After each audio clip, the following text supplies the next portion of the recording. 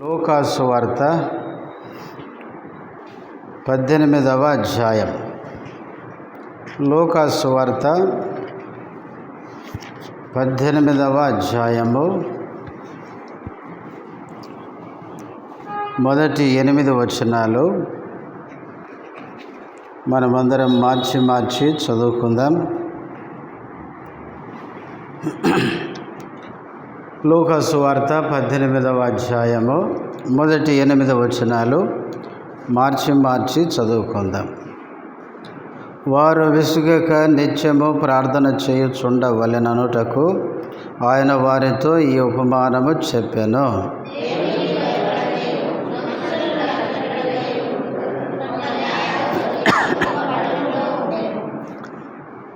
ఆ పట్టణములో ఒక విధవరాలును ఉండెను. ఆమె అతని యొద్దకు తరచుగా వచ్చి, నా ప్రతివాదికిని నాకును న్యాయము తీర్చమని అడుగుచూ వచ్చెను గాని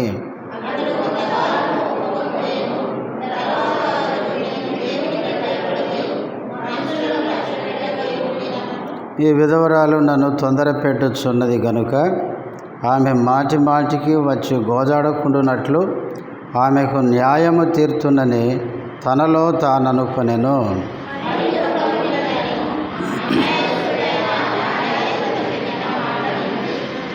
దేవుడు తాను ఏర్పరచుకొనిన వారు దివారాత్రులు తన్ను గూర్చి మొరపెట్టుకొనుచుండగా వారికి న్యాయము తీర్చడా? వారికి త్వరగా న్యాయము తీర్చును. వారి విషయమే కదా ఆయన దీర్ఘశాంతము చూపుచున్నాడని మీతో చెప్పుచున్నాను. ఆయనను మనిషి కుమారుడు వచ్చినప్పుడు ఆయన భూమి మీద విశ్వాసము కనుగొనునా? ప్రార్థన చేసుకుందాం.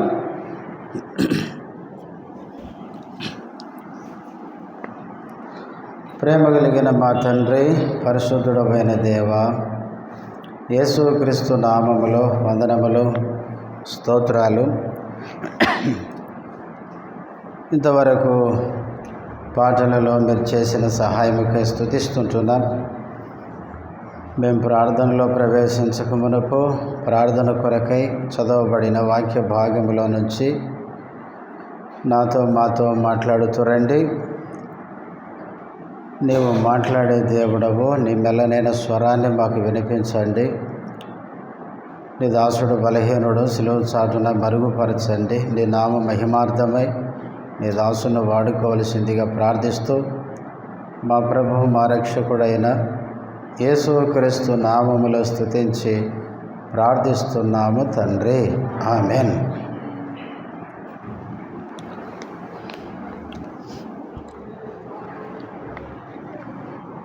మనం చదువుకున్న ఈ భాగము మనందరికీ బాగా పరిచయం ఉన్న భాగమే. ఎన్నోసార్లు మనం చదివాము, ఎన్నోసార్లు మనం విన్నాము. అయినా కూడా దేవుని వాక్యము అనేది మనం ఎన్నిసార్లు చదివినా అది ఎప్పటికప్పుడు నూతనంగానే ఉంటుంది. సాధారణంగా మనకుండే ఒక ఆలోచన ఏంటంటే, తెలిసిన భాగము వాక్యం చెప్పే బోధకుడు చదవగానే మనకు ఎంత ఆశతో మందిరానికి వచ్చామో అంత నిరుత్సాహం వస్తుంది. ఎందుకంటే ఇది నాకు తెలుసు అని. మనం ఎప్పుడు గుర్తుపెట్టుకోవాలి, మనము ఎంత తెలుసుకున్నా కూడా బైబిల్లో మనం తెలుసుకోవలసినవి ఇంకా చాలా ఉన్నాయి. మనం భూమి మీద చచ్చిపోయేంత వరకు తెలుసుకున్నా కూడా ఇంకా మనం తెలుసుకోకుండా మిగిలిపోయిన విషయాలు దేవుని గురించి బైబిల్లో ఉంటాయి. అందుకే షేబా దేశపు రాణి సొలొమోనుతో అనింది, అయ్యా, నీ గురించి నా దేశంలో ఉన్నప్పుడు నేను వచ్చి చూసిన దాంట్లో సగం కూడా నేను తెలుసుకోలేదు అనింది. సొలొమోను గురించి ఆమె సగమే తెలుసుకోకపోతే సొలొమోను కంటే జ్ఞానవంతుడైన మన యేసు ప్రభు గురించి మనం ఎంత తెలుసుకుంటాం? మనం ఎంత తెలుసుకున్నా ఎంత విన్నా కూడా ఇంకా విని నేర్చుకోవలసిన విషయాలు బైబిల్లో మనకు ఎన్నో ఉన్నాయి. కాబట్టి తెలిసిన భాగం చదివినప్పుడు కొంచెం నీరసంగా ఉండకండి. సరే, మనం ప్రార్థనలోకి వెళ్ళకముందు ఒక మాటనే గుర్తు చేసుకుందాం. మొదటి వచనం చదవండి. వారు విసుగక నిత్యము ప్రార్థన చేయుచుండవలెనటకు ఆయన వారితో ఈ ఉపమానము చెప్పెను. 2వ వచనము నుంచి ఇక్కడ ఒక ఉపమానం చెప్పినాడు యేసుప్రభు. ఈ ఉపమానం యేసుప్రభు ఎందుకు చెప్పాడంటే, వారు విసుగక నిత్యము ప్రార్థన చేయడానికి. ప్రియులారా, ఆ రోజు శిష్యులతో చెప్పాడు, ఈరోజు మనతో కూడా చెప్తున్నాడు. మనం కూడా విసిగిపోకుండా ఉండాలి అని. మనం విసుగక నిత్యము ప్రార్థన చేయాలి. ప్రార్థన ఎంతకాలము? నిత్యము చేయాలి. ప్రభువుని నమ్మినది మొదలుకొని మనం ఈ లోకంలో చనిపోయేంత వరకు ఒక విశ్వాసిగా ప్రతి దినము ప్రతి నిత్యము దేవుని సన్నిధిలో మనం ప్రార్థించే వారంగా ఉండాలి. బైబిల్లో యేసు ప్రభు మనం విసుక్కోకూడదు అనే విషయాలు 3 చెప్పాడు. ఆ 3 గుర్తు చేసి నేను ముగించేస్తాను. మనము విసుక్కోకుండా ఉండాల్సిన 3 విషయాలు. ఎందుకు విసుక్కోకూడదు అన్నాడంటే, ఆయనకు తెలుసు వాటిని మనం ఏం చేస్తాం, విసుక్కుంటామని. ఆ 3 మాటలు గుర్తు చేసి నేను ముగిస్తాను. చూడండి, హెబ్రీలకు రాసిన పత్రిక 12వ అధ్యాయం 6వ వచనం. నా కుమారుడా, 5 నుంచి చదవండి. నా కుమారుడా, ప్రభు చేయు శిక్షను తృణీకరించకము, ఆయన నిన్ను గద్దించినప్పుడు విసుగకము. ప్రభు తాను ప్రేమించు వానిని శిక్షించి తాను స్వీకరించు ప్రతి కుమారుని దండించును అని కుమారులతో సంభాషించినట్లు మీతో సంభాషించు ఆయన హెచ్చరికను మరచితిరి. మొదటిగా మనం ఎప్పుడు విసుక్కుంటామంటే, మన దేవుడు మనను గద్దించినప్పుడు. అందుకనే ఇక్కడ పౌలు ద్వారా హెబ్రీ విశ్వాసులకు ఏం చెప్తున్నాడంటే, ప్రభువు నిన్ను గద్దించినప్పుడు ఏం కాకూడదు, విసుక్కోకూడదు. ఎందుకు అంటే, ఆయన మనకు తండ్రి, మనం ఆయనకి కుమారులము కుమార్తెలము. మన దేవుడు ఆయన తండ్రిగా మన మేలు కొరకు మన క్షేమాన్ని కోరే ఆయన మనను గద్దిస్తాడు. ఆయన గద్దించినప్పుడు మనం ఎప్పుడూ విసుక్కోకూడదు. ఆయన గద్దింపును మనం స్వీకరించాలి. బైబిల్లో గద్దించిన కుమారుడు ఏమవుతాడంటే దీవించబడతాడు. అందుకే దేవుడు మనల్ని గద్దిస్తే మనం ధన్యులము అని ఉంది. చూడండి, యోబు గ్రంథం 5వ అధ్యాయం. యోబు గ్రంథం 5వ అధ్యాయము 17వ వచనం. దేవుడు గద్దించు మనుషుడు ధన్యుడు, కాబట్టి సర్వశక్తుడగు దేవుని శిక్షను తృణీకరింపకము. దేవుడు గద్దించు మనుషుడు ఎవరండి? ధన్యుడు. అందుకే మన దేవుడు మనల్ని గద్దించినప్పుడు మనం విసుక్కోకూడదు. ఎందుకు అంటే మనము ధన్యులమవుతాం. ధన్యుడు అంటే ఆశీర్వదించబడిన వ్యక్తి. కాబట్టి దేవుడు మనల్ని ప్రేమించి మన మేలు కొరకు మన క్షేమం కొరకు ఆయన మనల్ని గద్దిస్తాడు. గద్దించినప్పుడు మనం విసుక్కోకూడదు. ఇక రెండవది, గలతీయులకు రాసిన పత్రిక 6వ అధ్యాయం.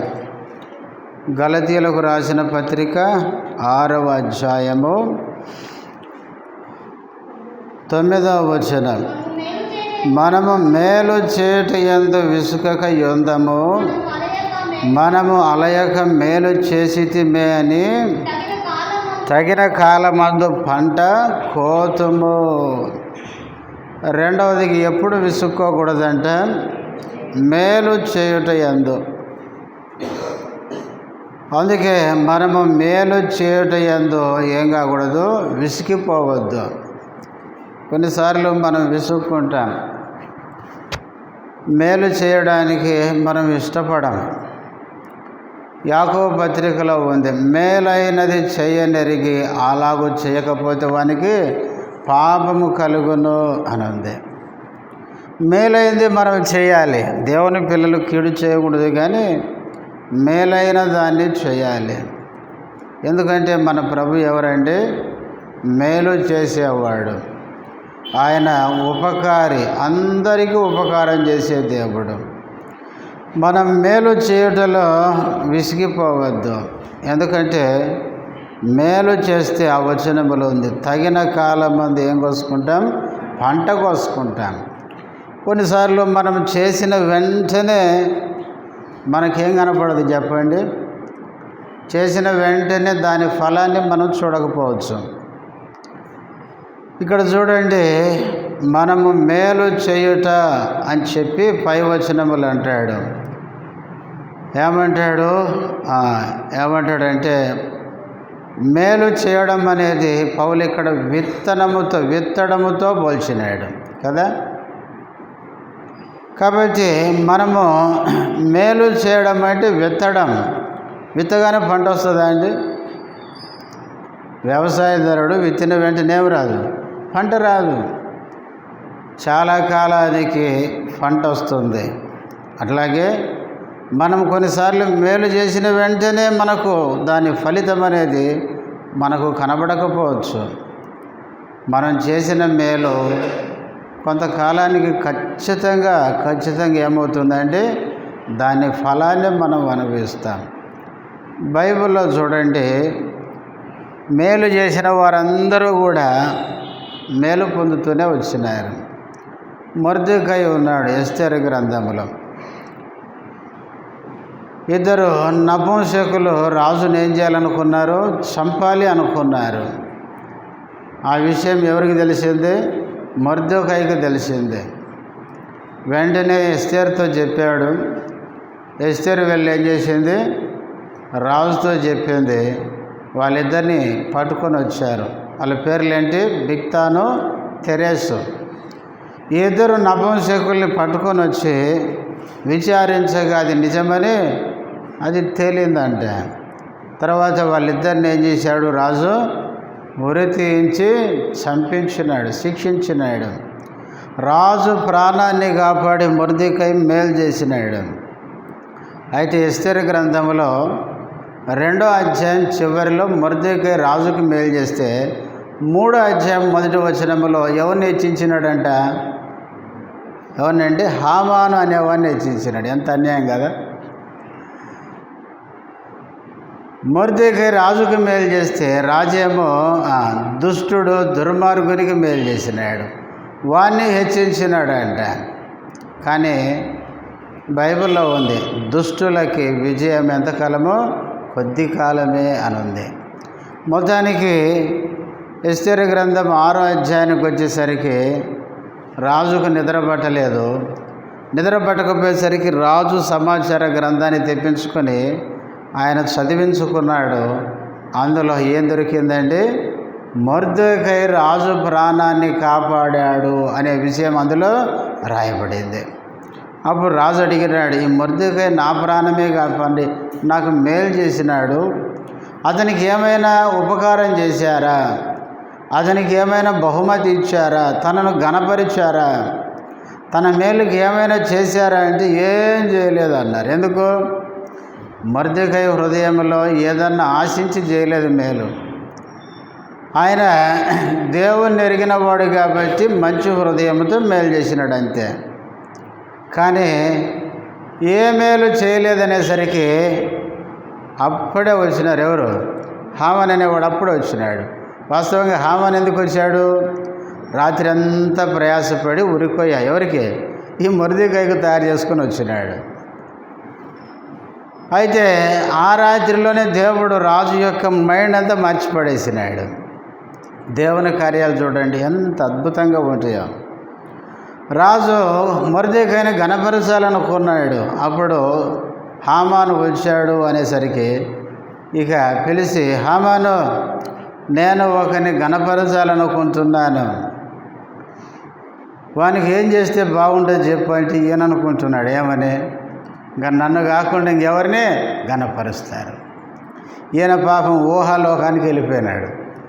ఇక నేనే కాబట్టి ఇంకా ఎక్కర్లేని కోరికలు కోరదామనుకొని, నువ్వు గణపరచని అపేక్షించు, వానికి ఏం చేయాలంటే నువ్వు ఎక్కే గుర్రాన్ని వాడిని ఎక్కించాలి. దానికి ముందుగా రాజు వస్త్రాలు ధరింపజేయాలి. ఆ గుర్రం ఎక్కించి, రాజు గణపరచని అపేక్షించువాడు ఈలాగు చేయబడును గాకని ముందు ఒకడు ప్రకటన చేయాలి అని సలహా ఇచ్చినాడు. అంటే ఈ హామాను మైండ్లో ఏముందంటే, నేను ఎప్పుడు రాజును కాలేను, కనీసం ఇప్పుడైనా కాసేపైనా రాజు అవుదామనుకున్నాడు పాపం. అయితే అంతా చెప్పిన తర్వాత అన్నాడు ఏమని, నువ్వు వెంటనే వెళ్ళి నువ్వు చెప్పిందంత ఎవరికి చేయి, మొర్దెకైకి చేయమనేసరికి ఇప్పుడు హామానుకి ఏమీ దొయ్యలేదు. ఇప్పుడు ఏం చేయాలి ప్రియులారా? దేవుడు మొర్దెకై చేసిన ఉపకారాన్ని మర్చిపోలేదు. హెబ్రీ పత్రిక 6:10 ఉంది. ఏముంది? మీరు పరిశుద్ధులకు ఉపచారం చేసి ఇంకనూ ఉపచారము చేయుచుండుట చేత దేవుని పిల్లలు చేసే ఉపకారాన్ని మరచుటకు దేవుడు అన్యాయస్తుడు కాదు అని ఉంది. మనం ఉపకారం చేస్తే మనం మర్చిపోతామేమో కానీ దేవుడు ఎన్నడూ మర్చిపోడు. అందుకనే మొర్దెకైను దేవుడు ఏం చేశాడంటే ఘనపరిచినాడు రాజు. కాబట్టి మన జీవితంలో మనం ఉపకారము చేసే విషయంలో విసిగిపోవద్దు. దేవుడు మనకిచ్చిన శక్తి కొలది చేయగలిగినంత ఇతరులకి మేలు చేయాలి. అందుకనే మనం విసుక్కోకుండా ఉండాల్సిన రెండవ సంగతి, మేలు చేయుటలో విసిగిపోవద్దు. మొదటిగా దేవుడు మనల్ని గద్దించినప్పుడు మనం విసుక్కోకూడదు. రెండవది, దేవుడు విసుక్కోకూడదని చెప్పిన రెండవ సంగతి, మనం మేలు చేయుటలో మనం విసుక్కోకూడదు. మనం మేలు చేస్తే దేవుడు తప్పకుండా మనకు కూడా మేలు చేస్తాడు. ఇక మూడవ మాట, లూకాసు సువార్త 18 మొదటి వచనం, వారు విసుగక నిత్యము ప్రార్థన చేయుచుండవలెననుటకు ఆయన వారితో ఈ ఉపమానము చెప్పాను. ఇక మూడవది, మనం విసుక్కునేది ఏ విషయంలో అంటే ప్రార్థన విషయంలో. ప్రార్థన అంటే మనకు విసుగు, ప్రార్థించడానికి మనం విసుక్కుంటాం. అందుకనే ప్రార్థన చేయడానికి మీరు విసుక్కోకూడదు అని చెబుతూ కింద ఒక ఉపమానం చెప్పినాడు.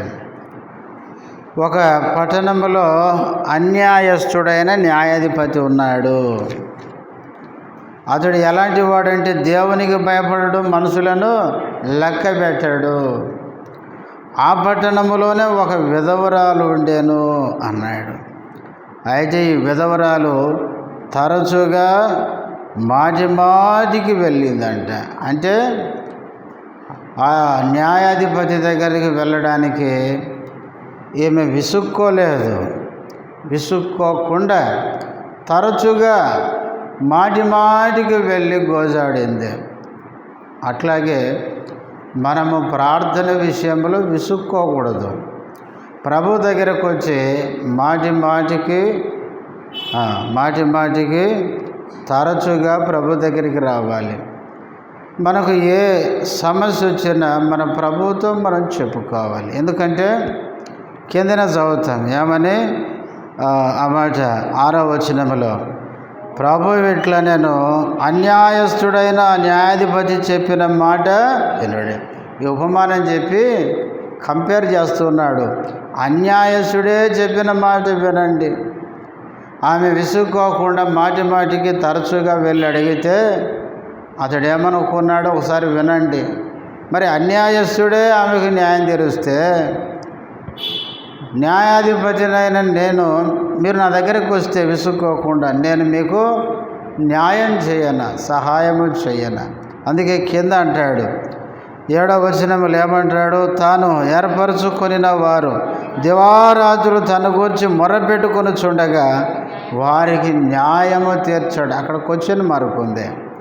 న్యాయము తీర్చడా అని ఆయన వారికి త్వరగా న్యాయము తీర్చును. ప్రియులారా, మనము దేవుడు ఏర్పాటు చేసుకున్న దేవుని ప్రజలం మనం. యోహాను సువార్త 15:16 యేసు ప్రభు ఏమన్నాడు? మీరు నన్ను ఏర్పరచుకొనలేదు, నేను మిమ్మల్ని ఏర్పరచుకొని నియమించి తిని మీరు ఫలించుటకు మీ ఫలము నిలిచి ఉండుటకు నేను మిమ్మల్ని ఏర్పరచుకొని నియమించాను అన్నాడు. మన ప్రభువు మనను ఏర్పాటు చేసుకున్నాడు. ఆయన ఏర్పాటు చేసుకున్న ఆయన ప్రజలంగా మనము దేవుని దగ్గరకు వచ్చి విసుక్కోకుండా ప్రార్థన చేస్తే తప్పకుండా ఏం చేస్తాడు?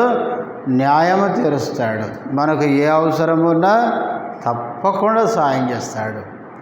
అందుకే యేసుప్రభు ఏమన్నాడు? అడుగుడి మీకు ఇయ్యబడును. కింద అంటాడు అడుగు ప్రతివాడు పొందును అన్నాడు. మనం అడిగితే నిశ్చయంగా దేవుడు మనం అడిగిన దాన్ని ఇస్తాడు. అడిగిందే కాదు, అడిగిన దానికంటే ఊహించిన దానికంటే అత్యధికంగా ఇస్తాడు. దేవుడు మనకు ప్రియులర తప్పకుండా ఇస్తాడు. అందుకనే దేవుని దగ్గరకు వచ్చి మనం విసుక్కోకుండా దేవుణ్ణి అడగడం, ప్రార్థించడం మనం నేర్చుకోవాలి. మనం విసుక్కోకుండా ఉండాలి అంటే, ఒకవేళ విసుగు వచ్చిందనుకో మనం ఏం చేయాలి చెప్పండి? ప్రార్థన చేయాలన్నా? ప్రార్థన అంటేనే విసుగు. అందుకే పౌలు అన్నాడు, ఈ మాట గుర్తు చేసుకొని ముగించుకుందాం.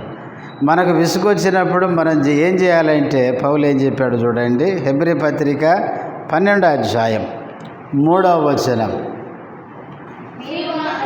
మీరు అలసట పడకయో మీ ప్రాణములు విసుగకయో ఉండునట్లు పాపాత్ములు తనకు వ్యతిరేకముగా చేసిన తిరస్కారమంతయో ఓర్చుకొనిన ఆయనను తలంచుకొనుడి.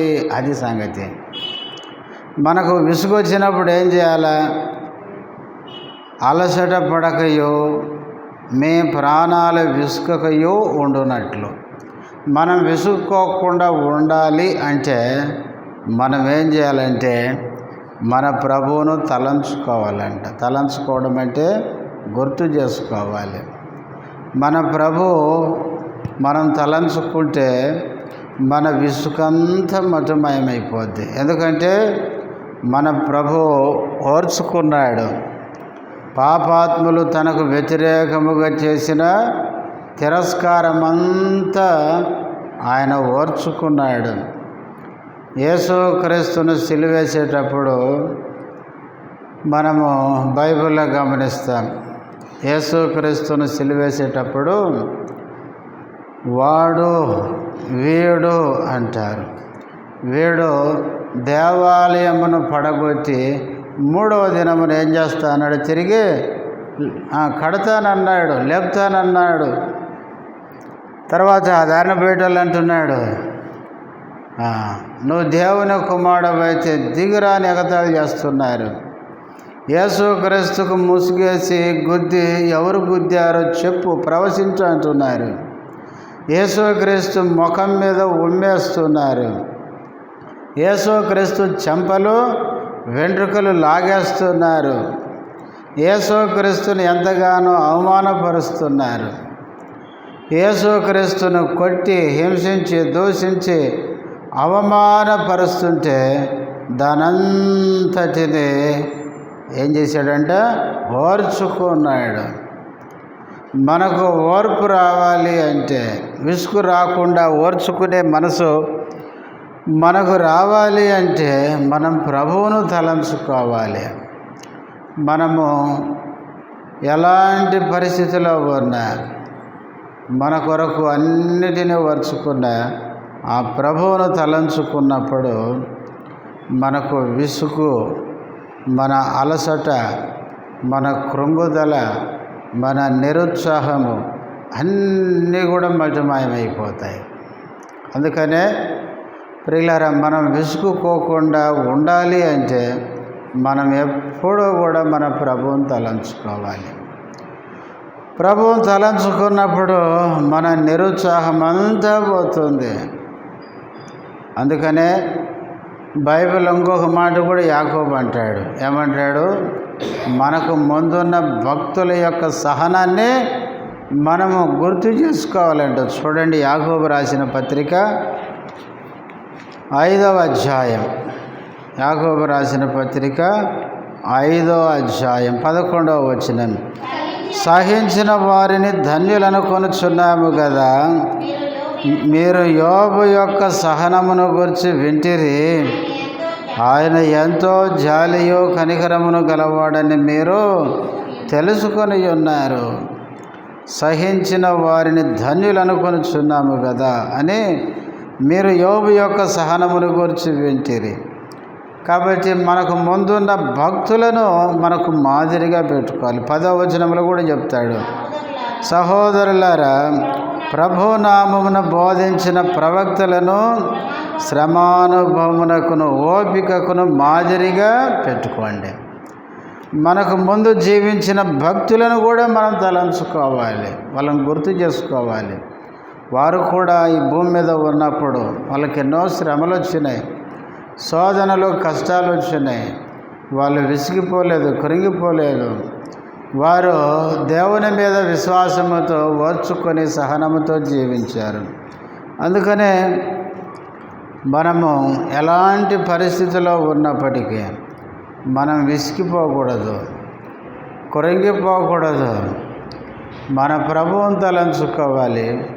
మనకు ముందు జీవించిన నమ్మకమైన భక్తుల జీవితాలు మనం తలంచుకున్నప్పుడు, ప్రియులారా, మనము కృంగిపోయిన స్థితిలో ఉన్న మనము, నిరుత్సాహములో ఉన్న మనము, అలసిపోయిన మనము, దేవుడు మనలను తిరిగి బలపరిచి విసుక్కోకుండా తిరిగి ప్రభు దగ్గరకు వచ్చి ప్రార్థించడానికి దేవుడు సహాయం చేస్తాడు. అందుకనే విసుగక నిత్యము ఏం చేయాలంటే ప్రార్థన చేయాలి. ప్రార్థన అనేది చాలా ప్రాముఖ్యమైనది. బైబిల్లో యేసుప్రభు శిష్యులు, ప్రభువా మాకు బోధించడం నేర్పించము అని అడగలేదు. అడిగారా? ప్రభువా మేము అద్భుతాలు చేయడం నేర్పించము అని అడిగారా? అడగలేదు.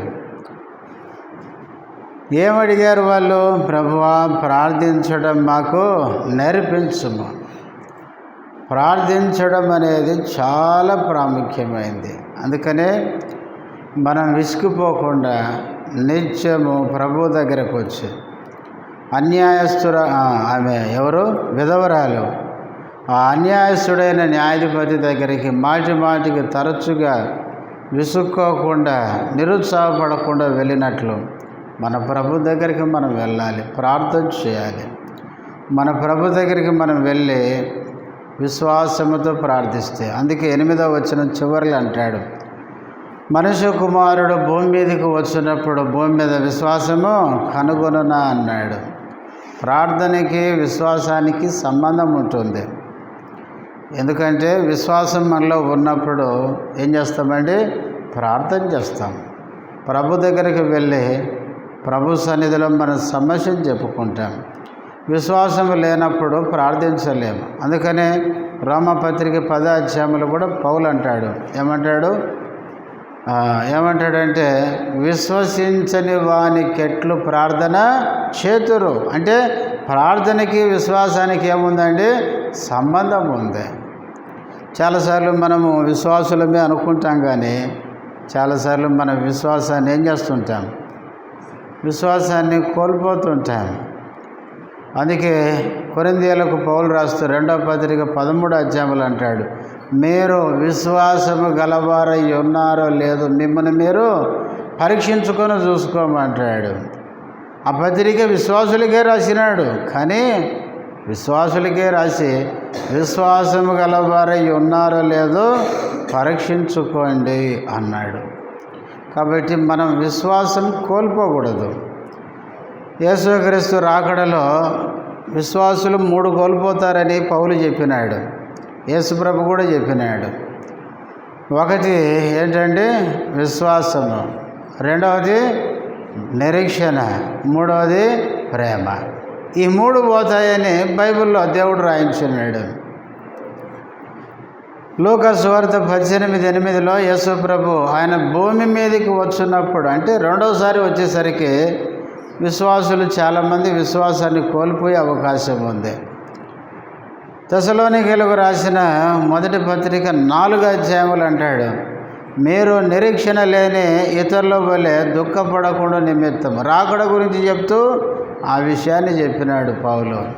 అంటే ప్రభు వచ్చే దినాల్లో చాలామంది ఏం కోల్పోతారండి? నిరీక్షణ కోల్పోతారు.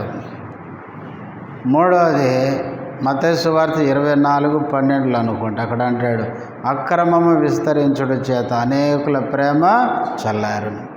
ఈ మూడు ప్రభు రాకడలో విశ్వాసంలో పోతాయి.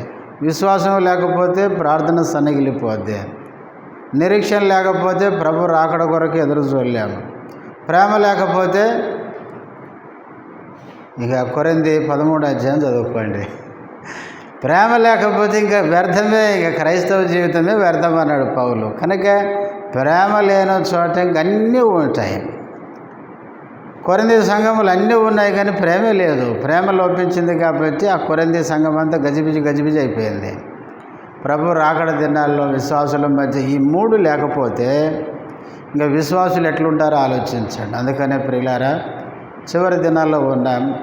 మనం ఏ విషయంలో కూడా విసుక్కోకుండా దేవుని మీద విశ్వాసముతో మనకు ఏ చిన్న కష్టం వచ్చినా ప్రభు దగ్గరకు వచ్చి ప్రభువుకు మనం చెప్పుకున్నట్లయితే మనకు సహాయము చేయలేని వాడు కాదు మన ప్రభు. ఎలాంటి సమస్య అయినా కూడా తీర్చగలిగిన శక్తిమంతుడు. అన్యాయస్తుడే తీరిస్తే న్యాయము కలిగిన గొప్ప మన ప్రభు తప్పకుండా మన ప్రార్థన విని మనకు తప్పకుండా సహాయము చేస్తాడు. మోకరించండి, ప్రార్థనలోకి వెళ్దాం.